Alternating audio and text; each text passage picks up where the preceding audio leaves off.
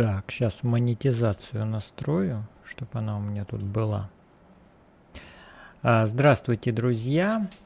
Это Анапа. Меня зовут Александр. Я живу в Анапе и рассказываю о своей жизни в Анапе. И в этой рубрике я говорю о новостях, которые произошли в Анапе за последние сутки. И новости эти я смотрю на популярных анапских пабликах ВКонтакте, Фейсбуке, еще кое-где. И поэтому, не откладывая в долгий ящик, ставьте сразу лайки, подпишитесь на мой канал и нажмите еще и колокольчик на всякий случай, чтобы не пропускать новые выпуски новостей. И сейчас мы начинаем, друзья мои.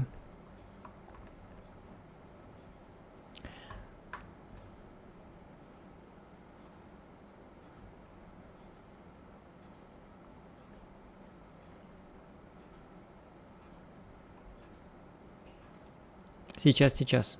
Все будет, все работает, все прекрасно работает. Новости я сегодня еще не смотрел. Я специально не делаю этого для того, чтобы для меня было все впервые, так же, как и для вас. То есть каждую новость я воспринимаю абсолютно свеже, и поэтому я и удивляюсь, и хохочу, и негодую. Все по-настоящему.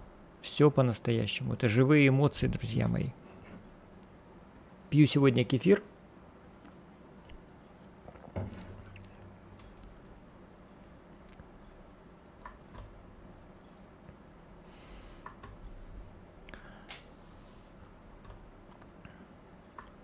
Суко. Отдыхающие релаксуют. А чем заняты вы? И почему-то нет никакой фотографии. Странно. Ладно. Пожалуйста, поставьте хоть на пару дней сотрудника ГИБДД рядом с переходом в микрорайон Гаргипья. Водители совершенно не хотят пропускать пешеходов. Понятно, что нужен светофор, и только светофор спасет нас.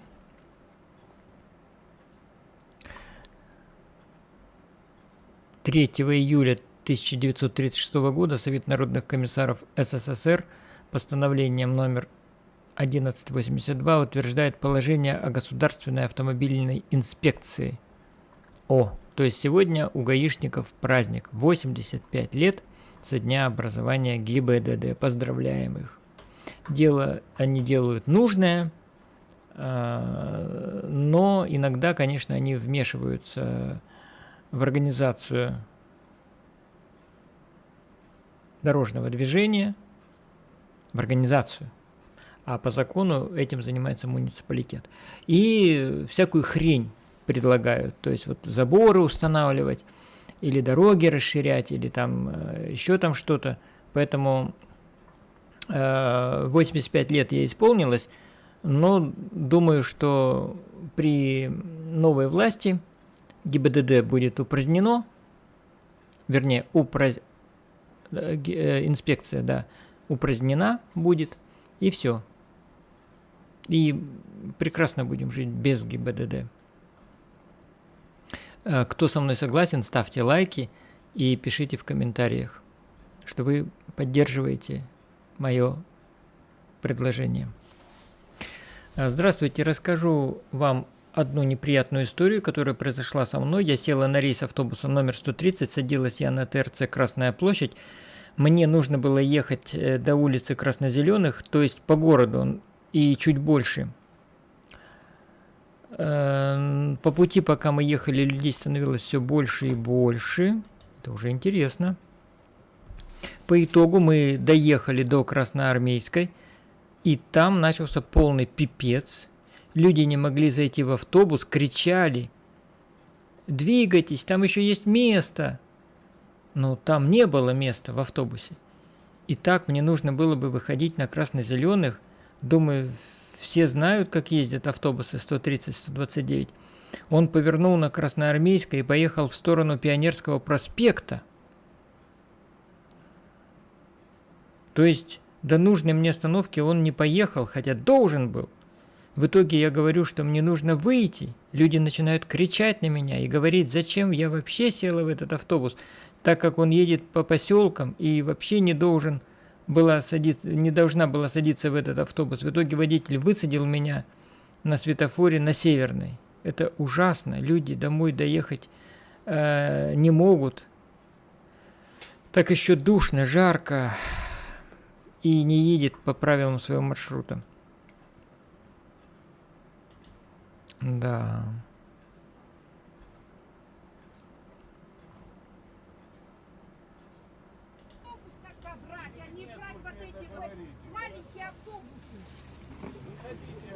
Бесполезно им говорить.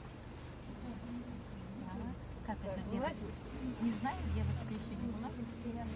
Вам на следующий выходить на красный.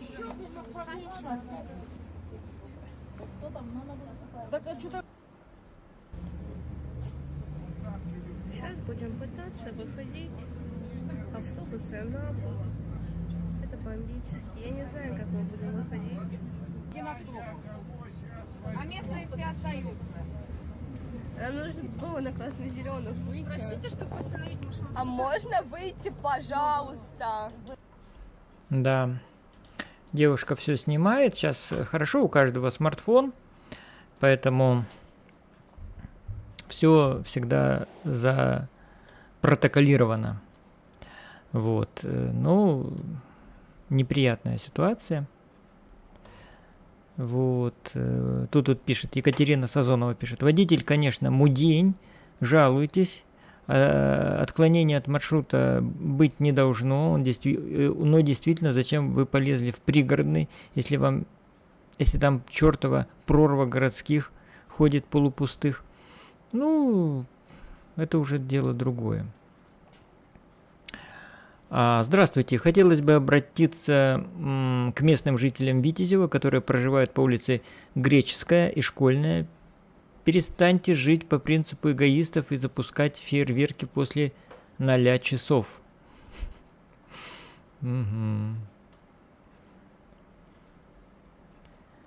Виктор Жалнировский пишет. Какая же грустная жизнь у вас, если даже фейерверки вызывают злобу и ненависть.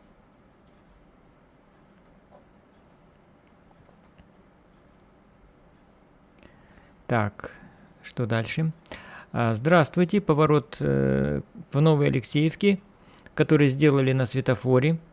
Проезжает только по 2 машины на красный свет. Нужно принимать какие-то меры, либо делать стрелку дополнительную, либо возвращать все как было.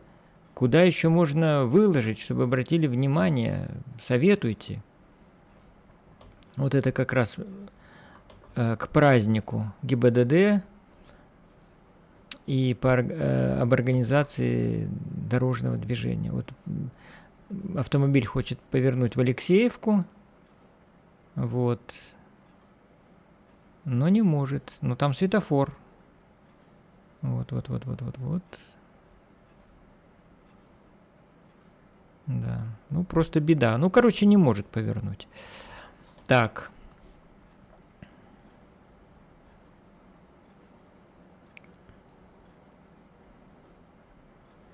Морская обстановка. Так, Чукамка, друзья мои. Я на море давно не был. Вонь жуткая, аж в горле першит. У-у-у.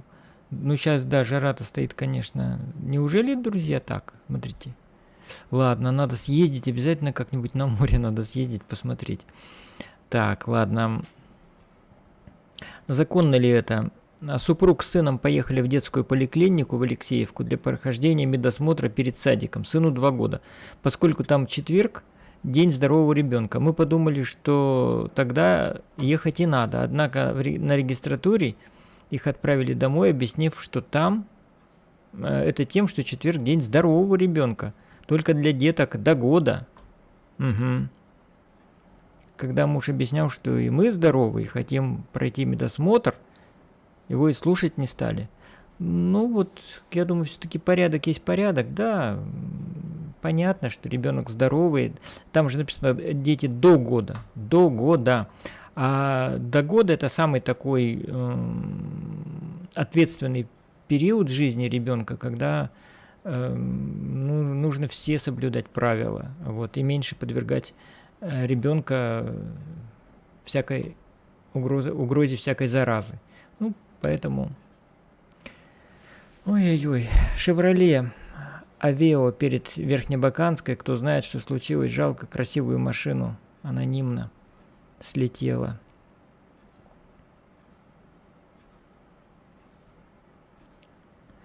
Подскажите, пожалуйста, какое они имеют право ставить так близко лежаки и взимать за них плату?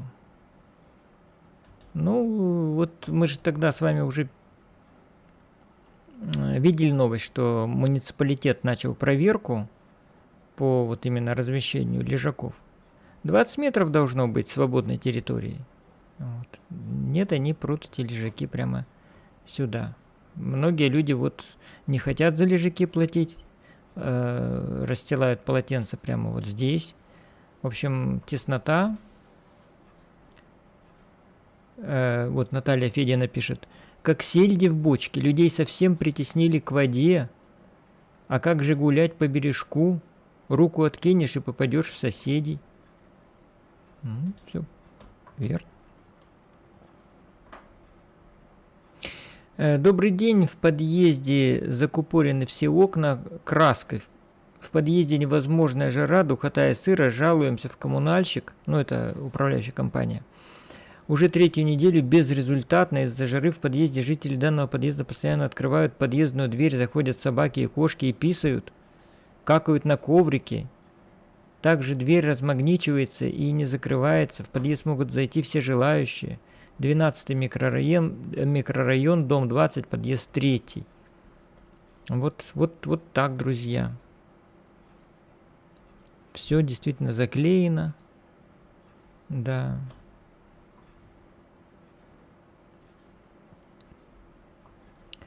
Нашлась собачка на улице Самбурова. Милый песичек. Здравствуйте, хотел бы попросить вас обратить внимание на состояние футбольной площадки по адресу Ленина 143. Вот. Ну, видно, что уже было покрытие, но покрытие все уже содрано. И понятно, что уже нужно новое делать покрытие. Ну, может быть, обратят внимание депутаты, единороссы. Они любят что-то делать, добрые дела накануне выборов. Так, тут какая-то реклама. Вступило в силу постановление губернатора Краснодарского края о новых правилах заселения туристов в средства размещения. В средства размещения, как-то странно. С 1 июля все средства размещения, что за выражение? Анапа принимает гостей только при наличии одного из следующих документов: отрицательный ПЦР-тест, полученный не ранее, чем за 72 часа, сертификат о вакцинации, медицинский документ о перенесенном коронавирусе. Вот.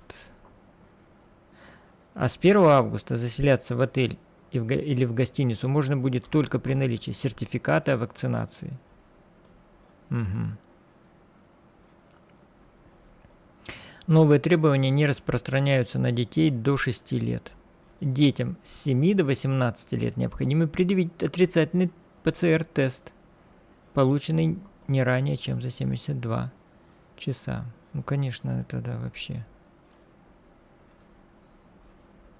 Хотела узнать, есть ли те, кто после прививки от короны забеременел, и все ли нормально протекает. Смотрите, вот людей заботит это. Правильно.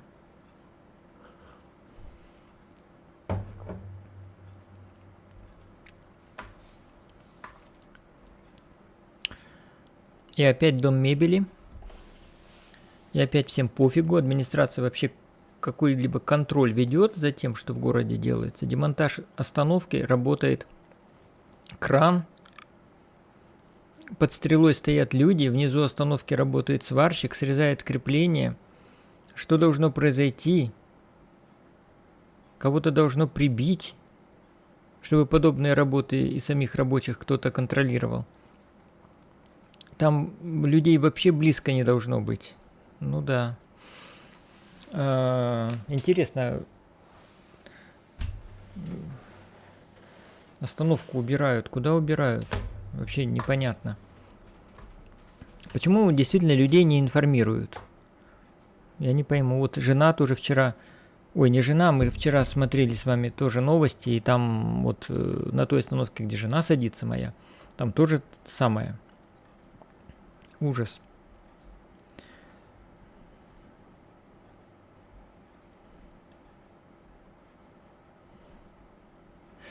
У нас в хуторе Чембурка, Красный ДНТ Южный, поселок Просторный, нет ни одного магазина «Магнит», «Пятерочка», «Веселковский». Приходится каждый день ездить в город за продуктами, а это не так близко. Плюс пробки на дорогах. Нам, жителям, очень хотелось бы, чтобы хоть один из этих магазинов был у нас поблизости. Ну вот маленькие поселки тем и плохи, и всякие там поселки садово-огородные там вот участки вот эти вот. Субурбия. Поэтому там люди только живут, а вся жизнь, она в городе, и магазины в том числе. В Америке так люди живут. У них там никто им в маленький поселок не делает магазины. Это невыгодно делать большие магазины в маленьком поселке. Вот. Другое дело, что сейчас я слышал, что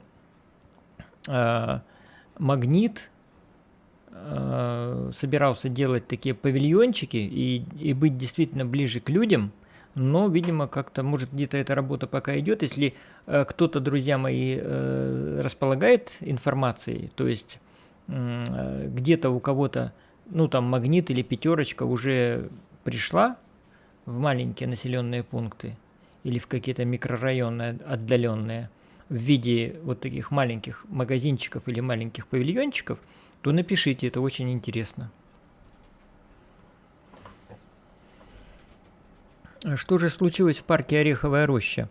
Розы не ухожены, трава выше цветов, ведь парк всегда утопал в розах. Так было красиво, даже обидно. Ну, с озеленением нынче не все хорошо. Так, теперь переходим в интересное в Анапе. Под Анапой построят новую Анапу. Сегодня в Анапу приехал вице-премьер страны Дмитрий Чернышенко. Обсудили проект нового туристического кластера, сообщил губернатор Кондратьев. И Кондратьев, смотрите, идет. Так, там же он добавил, то есть в своем телеграм-канале, планируем, что это будет территория порядка 800 гектаров в станице Благовещенской. Подобных проектов в нашем крае еще нет. Несколько зон для отдыха, прогулок, здоровья, спорта. Вся застройка предусматривается в едином архитектурном стиле. Вот так.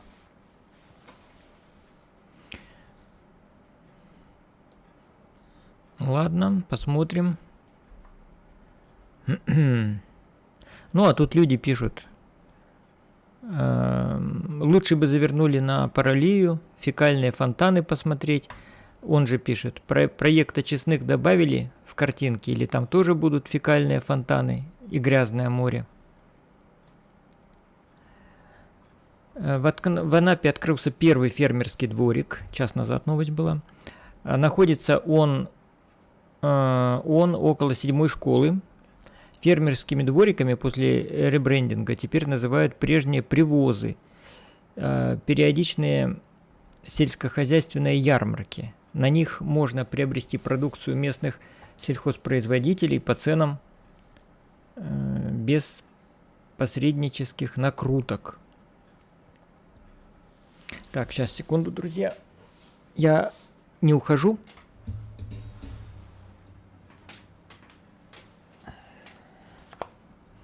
Я только достал свой смартфон, чтобы смотреть здесь, есть ли какие у нас... Есть ли какие-нибудь у нас сообщения от вас? Сейчас я проверю.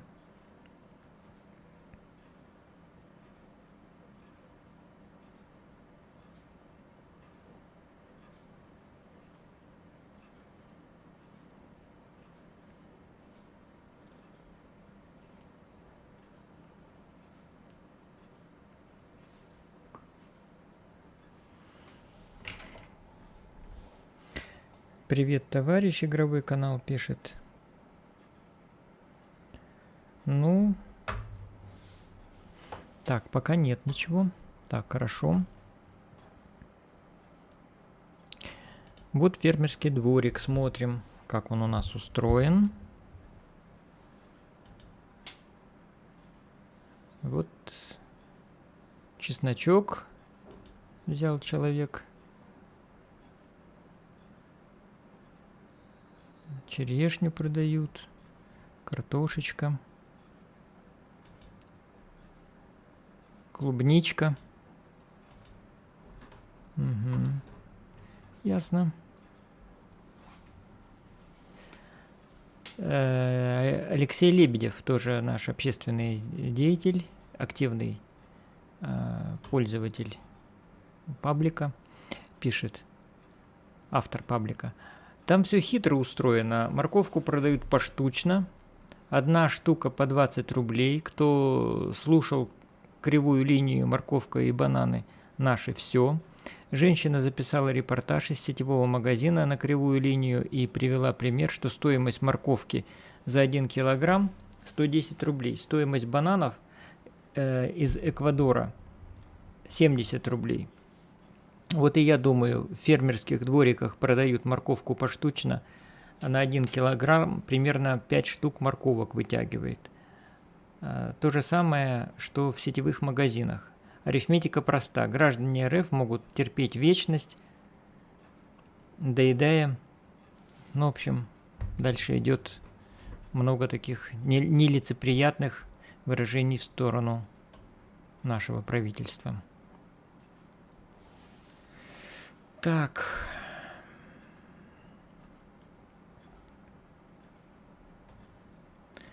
Хозяйка атмосферы до этого торговала больными собаками. Как это? Телеграм-канал База сообщает. Выяснились интересные подробности биографии хозяйки гостиницы в Анапе, обматерившей гостей в ответ на просьбу убраться в номере. Она продавала людям больных щенков, выдавая за здоровых. В общем, пошла, как говорится, писать губерния. Уважаемые подписчики, с радостью сообщаем, что в нашей группе больше не будет одного традиционного поста из рубрики «Ожидание реальность». В связи с тем, что срок исполнения был указан не позднее второго квартала 2021 года, решили проверить, как исполнен ремонт дорожного покрытия в установленный срок. В результате ремонт был исполнен в виде «все равно так и так сойдет». Благодарим всех, кто к этому причастен. Дмитрий Павлович, не пора ли уже сделать выводы, как ваши подчиненные и исполнители выполняют ваши поручения? Ведь под ответом стоит ваша подпись. В общем, вот так вот было. Обещание. Вот видите, город Анапа. Ремонт указанный уже планируется выполнить до конца второго квартала. Так. Ожидание. И так сойдет. В общем, что-то непонятно здесь сделали. В общем, наплевали опять людям в душу. Наплевали людям в душу. Как это у нас зачастую и бывает.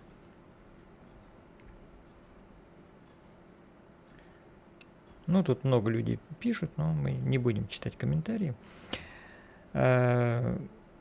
Так, про терминалы в маршрутках мы уже читали. Так, сейчас мы еще посмотрим, что у нас здесь Анапа Медиа.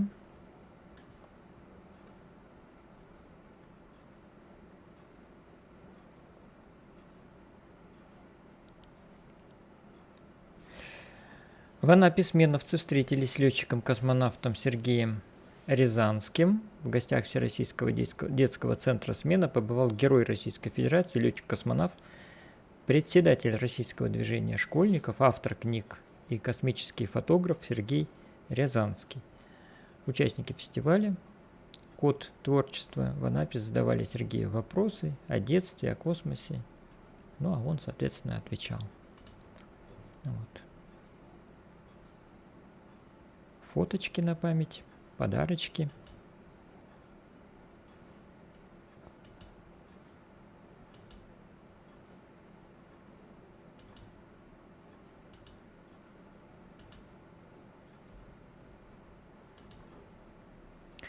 Вот такая была интересная встреча. Полицейские Анапы напомнили, как не стать жертвой мошенников. Сотрудники полиции Анапы продолжают проведение мероприятия по профилактике различных видов мошенничества, информируют граждан, распространяют печатную профилактическую продукцию. Отдел МВД России по городу Анапе напоминает гражданам о мерах профилактики различных видов мошенничества. Так, и какие же у нас это виды? Не общайтесь с посторонними людьми по телефону, не сообщайте номера своих банковских карт, коды доступа, пароли из СМС-сообщений, которые поступают вам на телефон иным лицам. Но в основном вот этого и касается все. Вот. Ну и вот полицейские ходят, раздают вот эти вот стикеры. Ну, многих ли они охватят? Конечно, для как такого пиара, ну да. Ну, это же, в общем-то, капля в море. Да, работу провели, галочку поставили. А эффективность какова будет? Июль 2021 года в Анапе радует. На пляж, по мнению бывалых, лучше с утра или вечером. Да, вот столько людей. Вот интересный ракурс, хорошая фотография.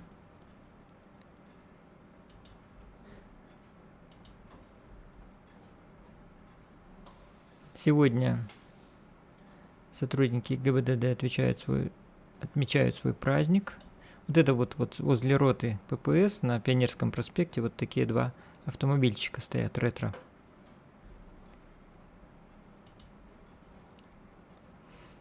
Так, маршрут рельсобуса Анапа-Керчь продлили до Феодосии. Ежедневно между Анапой и Керчью рельсовые автобусы выполняют по 2 рейса. В связи с высоким спросом на поездки в летний сезон в пятницу, субботу, пятницу и в воскресенье дополнительно назначены еще 2 рейса. Таким образом, гости Анапы имеют возможность посетить Крым и проехать через Керченский пролив по знаменитому Крымскому мосту ежедневно. Ну и вот расписание. В принципе, можете посмотреть. Стоимость проезда до Керчи 461 рубль, до Феодосии 634. Отдельно оплачиваются багаж, велосипеды, домашние животные. Угу. Ну вот видите, можно с велосипедом. Это интересно. В Анапе введен особый противопожарный режим. Жителям и гостям Анапы запрещается разводить костры в лесах, сжигать мусор, сухую траву, бросать горячие спички, создавать свалки горючих отходов. Штраф от 2 до 4 тысяч, для юридических лиц до 400 тысяч рублей. То есть шашлычки тоже подпадают, скорее всего, под это дело. В Анапе непривитым туристам дадут 3 дня, чтобы вакцинироваться на месте. Россияне, которые не прошли вакцинацию от коронавируса, с августа могут приехать на курорты Краснодарского края с возможностью привиться на месте в течение 3 дней. Имеющим медицинский отвод достаточно будет предъявить результаты теста. Об этом сообщила 2 июля вице-премьер России Татьяна Голикова. Вот так. История с хозяйкой гостиницы в Анапе, обматерившей гостей, обрастает новыми деталями. И дальше становится все более интереснее. Оказывается, до того, как заняться гостиничным бизнесом, женщина занималась продажей щенков той-терьера в подмосковной Балашихе. Уточняется, что все щенки страдали смертельным воспалением тонкой кишки. Ой-ой-ой, ужас какой. Да, и вот перемывают, конечно, теперь ей кости.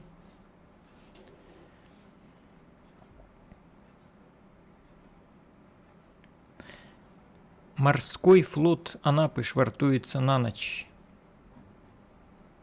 О!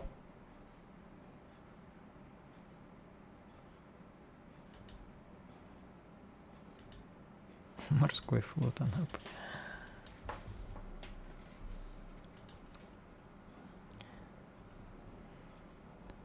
Так, ну это вчера было. Так, давайте еще посмотрим типичную Анапу.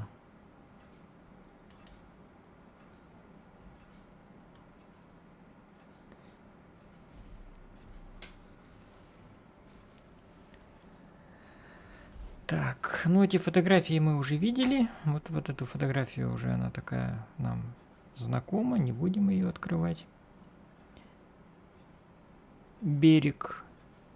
Лог, звездочка.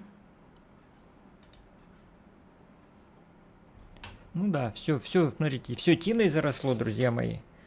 Вот она и тина, вот она и тина. Ужас, ужас. Вот так. Да. Вчера в Анапе. Так, что тут у нас? Хари Кришна идут, поют.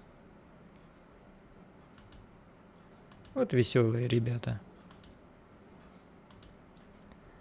Фонтаны, ну, все понятно. Так.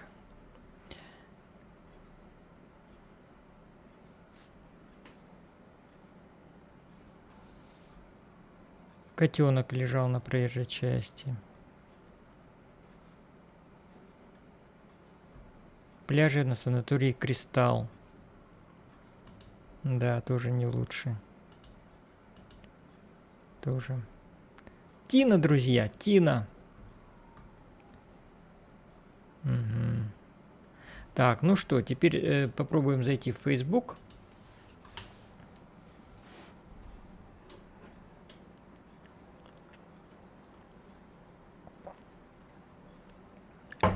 Сегодня пью кефир.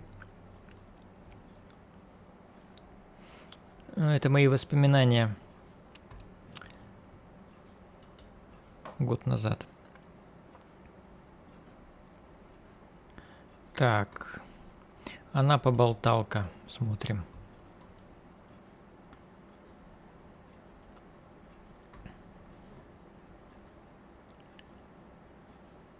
Так, ну тут про ремонт дороги, что сделали ремонт, но так, для отмазки. Что тут еще? Купалась сегодня утром на Тургеневском спуске, вода шикарна. Думаю, точно плюс 25. Усилиями активистов берег чистый. С 5 квадратных метров собрала только пару стаканов мелкого пластика, а вот угадайте, где я смогла этот мусор выбросить. Внизу у лестницы нет, наверху на набережной нет. Я тащила его до мусорки на Тургенева. Почему нельзя поставить мусорный контейнер у лестницы, чтобы люди имели возможность убрать за собой? И в скобочках нецензурная лексика. Вот. Ну, что ж, вполне справедливая. Вот только вот на Тургенева вот эта первая урна, но до нее надо идти. Женщина собрала чужие стаканчики за кем-то и просто ужас. Да. Нью-Анапа, дело Остапа живет. Ну, опять вот мы с вами уже читали про этот проект. Вот наш мэр Швец, это Кондратьев, губернатор. И вот они какой-то там рассматривают план. какой-то план. Территория прогулок, территория спорта, территория кино, территория развития, территория здоровья, территория отдыха. Да, вот это вот все они хотят превратить в Нью Анапу. Вот. Так, ну это мы все уже читали. Так, сейчас посмотрим, может быть, еще Анапское Черноморье. А, вот еще есть Анапские новости. Так, ну тут то же самое про... Нет, не то же самое, это про Императорский парк. Я о нем уже рассказывал. Про маршрутки рассказывал. Анапа цветет 2 часа назад. Да, красивое дерево.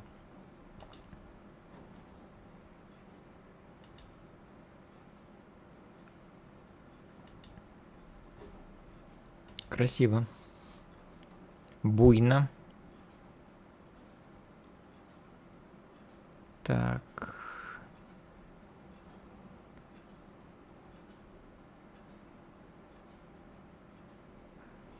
Я видела на стене запись про крокодила, которого изъяли у фотографов, мошенников. Мы с сынишкой на днях попали в неприятную ситуацию возле детского парка, который рядом с центральным рынком. К нам навязались мужчина с голубями, посадили голубей на сына, решили снять видео. Эти мужчины посадили голубей на меня и сами предложили сфоткать нас с сыном на наш телефон. Я согласилась. Потом эти мужчины стали требовать с меня оплату фотографий. Я, если честно, испугалась. Их 2 мужиков внушительных размеров обступили меня так, что я не смогла пройти. Вынудили перевести им по номеру телефона 4300 рублей. Друзья мои, вот смотрите, 400-300 рублей. После этого один из них отошел от меня. Я схватила сына и бежать. Второй бежал за мной и требовал, чтобы я еще ему перевела 1500. Чем очень сильно напугал меня. Ему переводить я уже ничего не стала. У меня сохранились фото этих фотографов. Я подала заявление в полицию. Зовут вымогателя Николай Б. Друзья, будьте бдительнее. Не фотографируйтесь, и избегайте общения с подобными людьми. Сволочи. Вот другого слова не подберешь. Никакой у людей нет совести. 4300 с человека вымогать за какие-то фоточки, причем на ее же собственный фотоаппарат. Вот гады, а. Вот гады. Люди, будьте бдительны. Не соглашайтесь. Бегите от них. Научились же бегать от цыганок, которые ручку позолотить вам хотят. Ну, научились же как-то игнорировать их. Вот. Не соглашаться, убегать. Ну, вот этих тоже надо лесом слать.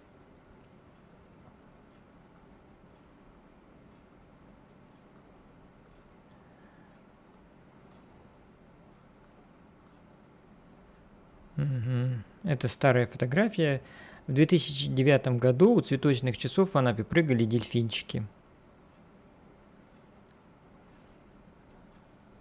Ну, тут опять про, значит, порядок заселения. Опять, значит, это вот. Ну, ладно. Мы уже... Вот эта вот женщина, хозяйка этого отеля, стала вообще прямо звездой со знаком минус Ютуба местного. Так, и сейчас посмотрим еще. Так, еще посмотрим группу. Группу.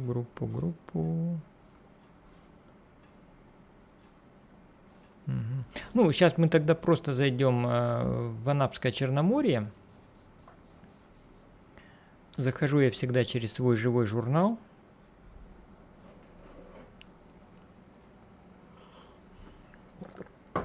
Сегодня пью кефир.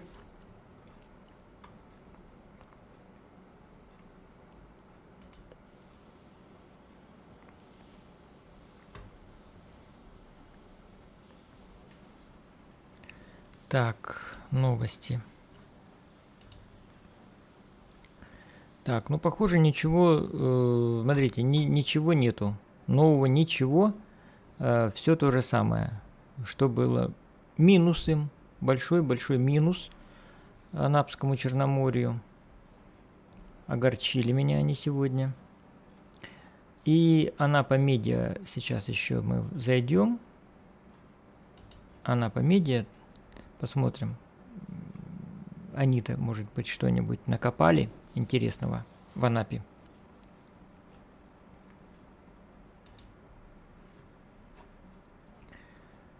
Так, полицейские напомнили, как не стать жертвой, это мы знаем. ГИБДД отмечает, мы это видели. Маршруты на Керчь знаем. Продолжение с хозяйкой гостиницы в курсе. Ну вот и все, друзья мои. Сейчас я включусь на экран побольше. Так.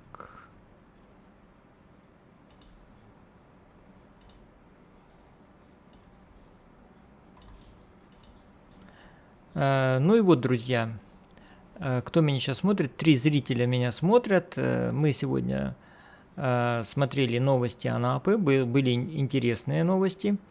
Привет, Алексей, из города государственного преступника. Почему ты об этом не пишешь, кстати? Почему ты не пишешь, что ты из города государственного преступника?